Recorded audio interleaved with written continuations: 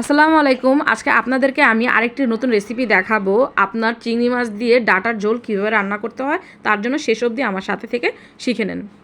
এই রেসিপিটি রান্না করার জন্য আমি বেশ কিছু উপকরণ নিয়ে নিয়েছি। আপনার চিংড়ি মাছ নিয়েছি, ডাঁটা নিয়েছি কেটে, হলুদ, মরিচ, লবণ, ধনিয়া পাতা, কাঁচামরিচ, পেঁয়াজ কুচি আর পেঁয়াজ বাটা নিয়েছি পরিমাপ অনুসারে।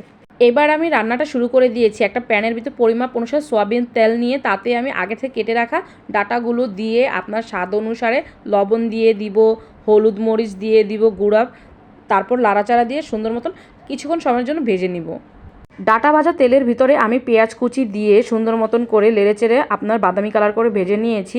যখন দেখবেন পেঁয়াজগুলো বাদামি কালার ভাজা হয়ে গেছে তখন এতে আপনার পেঁয়াজ বাটা দিয়ে দিবেন। এতে করে মশলাটা একটু ঘন হবে, পাতলা লাগবে না। তারপর এতে আপনার হলুদ, মরিচ, লবণের গুঁড়া এগুলো দিয়ে দিবেন। মশলা ভাজা ভাজা হয়ে আসলে এতে একটু পানি দিয়ে দিব। তারপর আগের থেকে ভেজে রাখা ডাঁটাগুলো দিয়ে সুন্দর মতন লাড়াচাড়া দিয়ে ঢেকে দিব, যাতে এটা সুন্দর মতন সিদ্ধ হয়ে যায় তাড়াতাড়ি। ডাঁটাগুলো কষতে থাকুক। আমি এখন চিংড়ি মাছের ভিতরে লবণ, হলুদ আর মরিচের গুঁড়ো দিয়ে সুন্দর মতন মেখে একটা কড়ার ভিতরে পরিমাপ অনুসারে সয়াবিন তেল নিয়ে তাতে আমি চিংড়ি মাছ মাখাগুলো দিয়ে দেবো একটু সামান্য পরিমাণ ভেজে নেওয়ার জন্য।